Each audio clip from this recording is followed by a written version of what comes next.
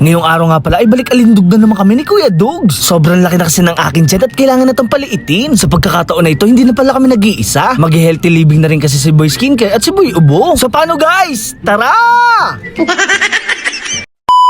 Ngayong araw nga pala ay maaga tayong gumising. Ako nga pala ay pumunta sa sementeryo para mag-jogging. Napakatahimik kasi ng lugar dito at wala gaanong tao. Usapan din pala namin ni Kuya Dogs ay dito kami magkikita. Morning person nga pala kaming dalawa at lagi namin itong ginagawa. At dahil malapit na nga pala ang December, marami na naman paliga. Syempre guys, kahit papano gusto ko lumit ang akin dyan para hindi tayo mahirapan at makatakbo ng mabilis. Hindi nga kalayuan ay nakita namin sila Boy Skincare. Kasama niya nga pala si Boy Ubo at may dala silang bike. Katulad nga pala namin ay gusto rin nila maging healthy living. Nakakabata din kasi ang pagja-jogging at nakakahaba ito ng buhay. Sa amin nga palang tatlo, ako lang yung walang bike. Kinakalawang na rin kasi ang bike natin si Trip Trip at malambot na rin ang kanyang gulong. So paano guys? Tara!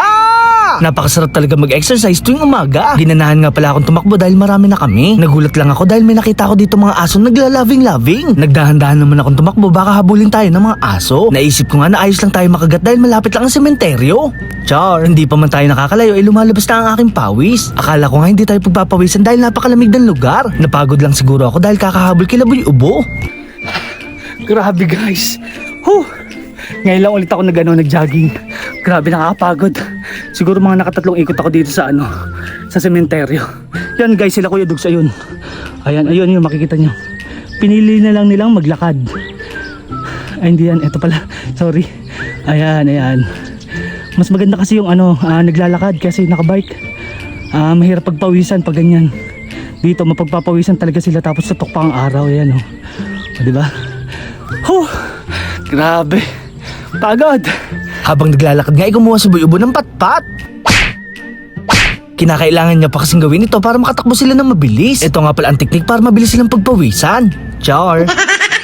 Kami naman ay nagpunta sa puntod ng kanilang lolo. Si Kuya Dogs nga pala ay madalas dito at nagtitirik ng kandila. May nakita naman ako dito napakagandang damo. Hindi ko nga pala alam ang tawag dito pero parang pwede sa aquarium. Ito nga pala ay bagay na bagay sa makukulay na isda. Pagkatapos nga pala namin mag-jogging ay dumiretso kami dito sa bilihan ng almusal. Dito lang pala ulit ako makakakita ng adobo na merong lugaw. Huling kain ko kasi nito ay nasa Quezon Province pa ako. Ito nga pala ay napakasarap at napakalasa. Sabi ni Boy Skincare, after jogging kakain na kami ng madami. May tinda rin pala dito malagkit na bagay sa kape. Kaya naman guys, first bite, napakasarap! Bagay na bagay talaga ang kombinasyon ng lugaw at ng adobo. Ang kaso nga lagi si Kuya Dogs ay hindi kumakain ito. Baka daw kasi sumakit ang tiyan niya dahil hindi siya kumakain ng mga ganitong klaseng pagkain. May nakita naman kami ditong bagong lutong manok. Bigla nga pala ako natakam kaya bumili ako ng dalawa. Agad ko naman tong ibinigay kay Kuya Dogs. Ingit naman si Boy Skincare dahil hindi ko siya binigyan. Syempre binigyan ko din pala si Boy Ubo. Kahit lagi niya nga pala akong inaaway, dapat lagi tayo mapagbigay. Kanya nga pala ay gravy at akin naman yung manok. Nabaliwala na naman yung aming pagja-jogging dahil napakain kami ng badami. Napaka-juicy kasi ng manok nila dito. Napakainit din at napaka-crunchy. Bigla ko namang hinawakan ang kamay ni Boy Ubo. Irereklamo ko nga pala siya sa barangay dahil lagi niya akong inaaway.